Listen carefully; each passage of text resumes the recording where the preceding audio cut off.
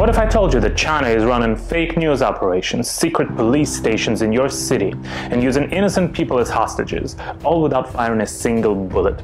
From Spain to Manhattan, Taiwan to London, this is China's silent global war, and it's already happening.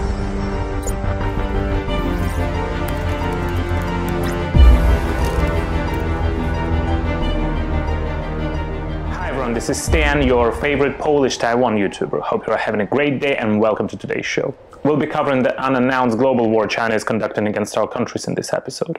Let's start with something called Spamouflage. Sounds like internet spam meets camouflage, right? Well, that's exactly what it is, and it's deadly effective. According to a recent report from Graphika, a social media intelligence firm in New York, China has been deploying waves of fake accounts, thousands of them, to spread disinformation online. These accounts often impersonate credible organizations or news outlets, using large volumes of news content that is part truth and part fiction, roughly 70% true and 30% false, to attack specific countries, organizations, or dissidents. Graphika found that these Spamouflage campaigns have been active since at least 2017, targeting multiple countries. In the 2024 US elections, Chinese operatives even pretended to be American voters online. But it only gets worse. Spain, the first attempt to topple a foreign government. In 2024, devastating floods hit Spain, a human tragedy, but China saw it as an opportunity. Chinese operatives impersonated a Spanish human rights group called Safeguard Defenders. They flooded social media with false information, blaming Spain's Prime Minister Pedro Sanchez and calling for the overthrow of the government. Yes, you heard that right.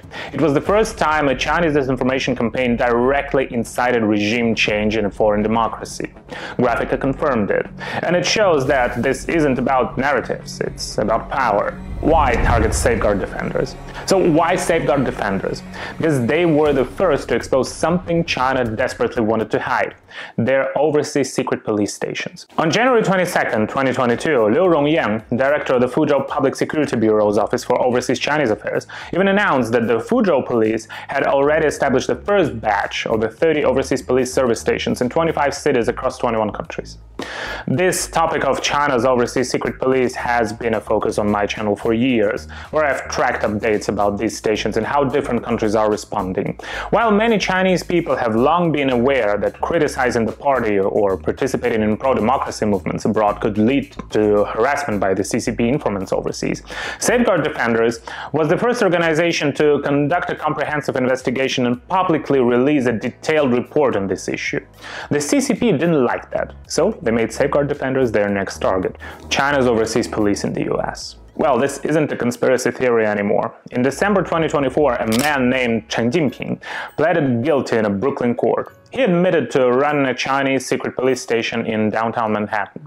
His job? Harass and silence critics of the CCP living in the US. And what's the reason he got caught? He organized CCP supporters to disrupt a meeting between Taiwan's former president Tsai Ing-wen and, at that time, the US Speaker of the House, Kevin McCarthy. Let that sink in. A secret police station in Manhattan. China didn't only target Safeguard Defenders. The National Endowment for Democracy, NAD, has also long been dedicated to exposing the Chinese government's systematic human rights abuses against groups such as Uyghurs, Tibetans, and Hong Kongers. For instance, NAD has reported on the CCP's deliberate efforts to erase Tibetan identity, such as the forced placement of nearly 1 million Tibetan children into colonial-style boarding schools. NAD has also exposed the CCP's atrocities against the Uyghurs, documenting acts of genocide with evidence-based research and survivor testimonies. These efforts have provided the US, the UK, Canada, and the EU with solid grounds to impose sanctions on China for its genocide against the Uyghur people. Additionally, NAD has issued global warnings about China's overseas secret police stations and revealed the CCP's intimidation tactics abroad, thereby promoting international cooperation to counter China's infiltration efforts. In response, however, the Chinese government has persistently used state media and social media platforms to smear and attack NAD, accusing it of being a tool in the US government to subvert subvert China's regime. Since China has established overseas police stations, it's no surprise that there are corresponding laws to support them. After the counter-espionage law, which originally introduced in 2014, was further tightened through amendments in July 2023 and followed by the revision of the law on guarding state secrets in May 2024, the number of foreigners arbitrarily detained by China under the pretext of national security has continued to rise. These developments have led many investigative firms working with the investment companies to pull out of China, ultimately triggering a wave of foreign capital withdrawal from the country. Hostage diplomacy and arbitrary arrests. China's aggression doesn't stop at fake news, it extends to hostage diplomacy. You may remember the two Michaels, Canadian citizens jailed right after Canada arrested Huawei executive Meng Wanzhou. China held them for nearly 3 years. Or the case of Cheng Lei, an Australian journalist jailed for 3 years on vague state secrets charges. Or even Peter Humphrey, a British journalist detained under China's secretive RSDL system, residential surveillance at a designated location. These are not isolated incidents. These are a part of a strategy. I personally also encountered a case recently while riding the tube in London, their subway. I met a devout American Christian who told me his wife was nearly imprisoned in China due to her religious beliefs. She barely escaped being locked up.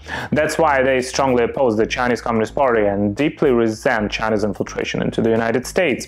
To justify these detentions, China passed harsh laws, like the counter-espionage law and the revised state secrets law. These laws are so vague that nearly anything, journalism, faith, or even private conversations can be labeled as a national security threat.